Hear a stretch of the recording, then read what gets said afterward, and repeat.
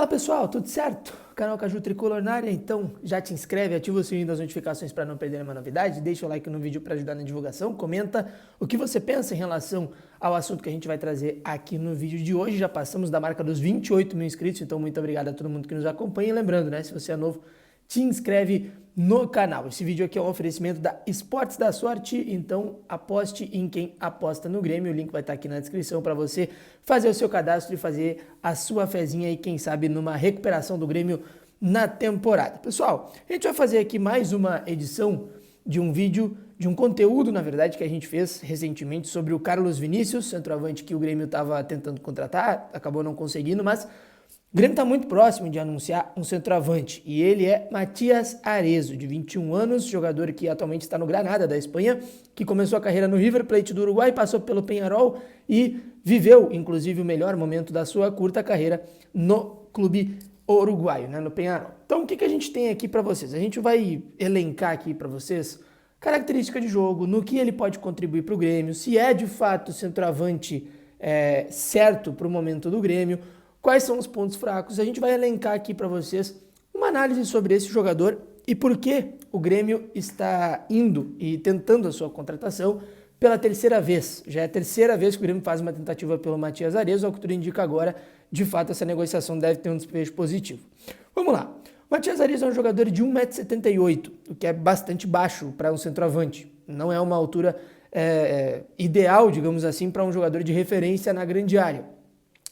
Se a gente for pegar para efeito de comparação, por exemplo, o Diego Costa, centroavante dessa temporada, tem 1,86 m. Então, é um jogador bem mais baixo e, naturalmente, um dos seus pontos fracos também é a jogada aérea, né? Não é um jogador que tenha enorme presença para cruzamento e tudo mais. Então, a gente já tem aqui um primeiro diagnóstico. Quando esse jogador estiver em campo como centroavante, muito provavelmente o Grêmio vai mudar um pouco a sua maneira de jogar. Ao invés de ter os cruzamentos do Reinaldo e do João Pedro altos, muito provavelmente o Grêmio vai trabalhar jogadas de cruzamento rasteiro ou meia altura, que é o que mais favorece o Matías Arezo, tá? Pegando um pouquinho de números para vocês. Ele viveu a melhor temporada da carreira dele no Peñarol na temporada 2023, tá? É claro que é o campeonato uruguaio, mas foi o melhor momento da carreira dele. Tem 21 anos, então uma carreira muito curta ainda. Foram 40 jogos, 22 gols e 4 assistências, tá? Isso dá uma média de 0,65 de participação por gol. É uma média bem interessante, bastante elevada, mas é o campeonato uruguaio, tá? Na carreira, esse jogador tem 163 jogos, 60 gols marcados e 18 assistências. Então, o que a gente pode falar aqui, tá? É um jogador que se destacou muito bem no Uruguai, por 2 clubes do Uruguai, tanto no River Plate quanto no Peñarol, e quando foi para a Europa, ele foi contratado pelo Granada por 5 milhões e 700 mil euros em 2022, foi um jogador que bateu e voltou, ou seja, no Campeonato Espanhol não conseguiu desempenhar nem de perto aquilo que se esperava, tá? É um jogador que tem passagem por seleção uruguaia, é de fato um atleta muito promissor para a próxima geração de jogadores da seleção uruguaia, mas bateu na Europa e voltou. O que a gente tem aqui para falar para vocês, inclusive a gente está botando alguns lances para vocês aí na tela para falar sobre pontos fortes e fracos desse atleta, sobre o que de fato ele pode contribuir para a equipe do Grêmio. O Matías Arezo é um jogador que, talvez pela pouca idade, ele é um jogador muito corajoso, a gente pode colocar entre aspas assim, por quê? Porque é um jogador que não olha para trás, é um jogador que recebe a bola, ele tem a direção do gol, ele olha aquilo ali e ele vai. Até por isso, um dos seus principais pontos fortes é a corrida com a bola, a condução de bola. É um jogador que, se receber a bola na entrada da área e tiver numa condição de contra-ataque ou numa situação que ele tiver de mano a mano com o zagueiro, ele vai conduzir e vai bater.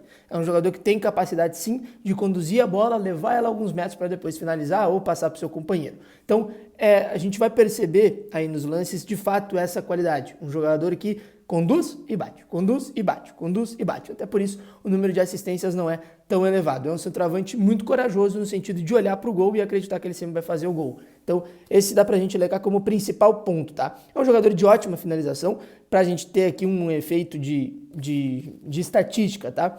Na temporada 2023, no Campeonato Uruguaio, foi um jogador que teve média de 4,3 chutes por jogo, é uma média alta para um centroavante, para um número individual é um número bastante alto, e uma média de 1,7 chute a gol por jogo, 32% dos duelos ganhos com seu adversário. Ou seja, quando a jogada não é pelo alto, quando o time consegue favorecer o jogo dele, de encontrar ele com bola rasteira, com jogo trabalhado no chão, ele é um cara com boa força física, capaz de ganhar duelos com seus adversários e principalmente de finalizar. É um jogador que finaliza bastante. Tem muita coragem de finalizar, chuta de qualquer lugar praticamente, é o famoso chuta-chuta. Para o centroavante é muito bom, mas não é tão comum a gente ver isso em jogadores mais jovens, principalmente depois questão de confiança e tal. A gente costuma ver essa característica em jogadores mais velhos que já têm um pouco mais de experiência, sabe de onde pode chutar e de onde não pode chutar. Então chama bastante atenção nisso. Quase 5 finalizações por jogo na última temporada é um índice bem interessante. Além disso, a gente pode destacar também a velocidade, como eu disse, a força e o posicionamento. É um jogador que dentro da área consegue encontrar os espaços, mesmo sendo mais baixo do que os zagueiros na maioria das vezes, consegue encontrar um posicionamento interessante para finalizar, principalmente ali na pequena área, finalizar de primeira, tá? Então, esses são os principais pontos fortes do Matias Arezzo.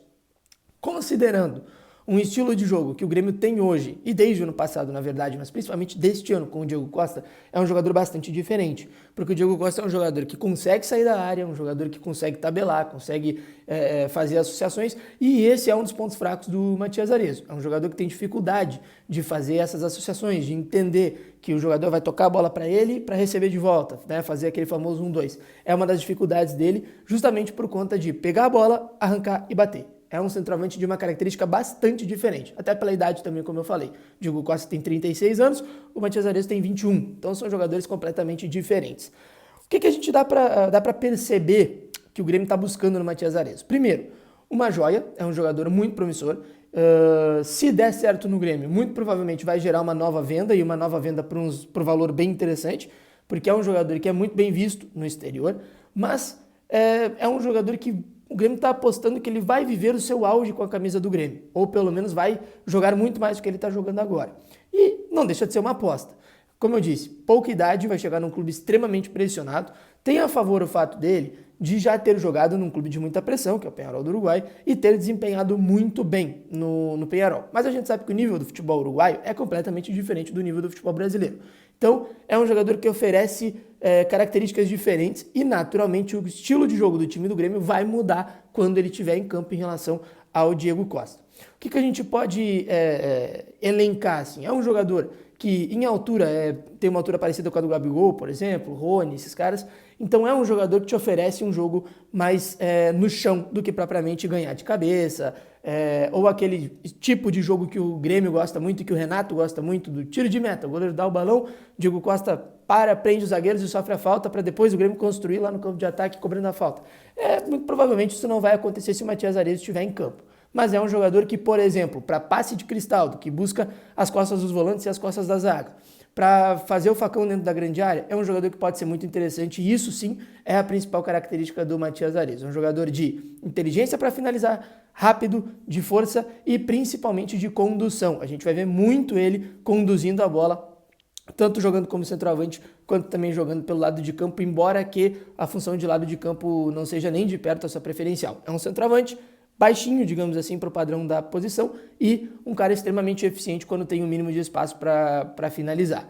Repito, 40 jogos na temporada passada, 22 gols, 4 assistências no Campeonato Uruguai, é verdade, mas é um jogador que de fato não é nada parecido com o Diego Costa e que o Grêmio está buscando variar, entregar repertório para o Renato. Diego Costa entrega uma coisa, Matias Arezzo entrega outra. Por mais que de repente não chegue para ser titular, por conta da pouca idade e também pelo fato do Grêmio tentar desenvolver esse jogador, o Renato vai ter 2 tipos diferentes de jogo. Se ele quiser mudar o jogo para isso, para aquilo, ele vai poder escolher. De repente até os 2 jogarem juntos, se o Renato conseguir montar essa equipe. Mas é isso aí. Matias Arezzo, jogador que está muito próximo de ser contratado pelo Grêmio. A gente não tem os valores da transferência, mas deve girar em torno de 2 a 3 milhões de dólares e, claro, a informação que vem, inclusive de colegas da imprensa uruguaia, é de que ele deve assinar um contrato de 4 anos com o Grêmio, tá? Então, Matias Arezzo, a gente conseguiu dar uma resumida aqui no que é esse jogador, nas suas características, nos pontos fortes e fracos e no que ele pode, de fato, ajudar o Grêmio nesse momento para sair dessa situação complicada.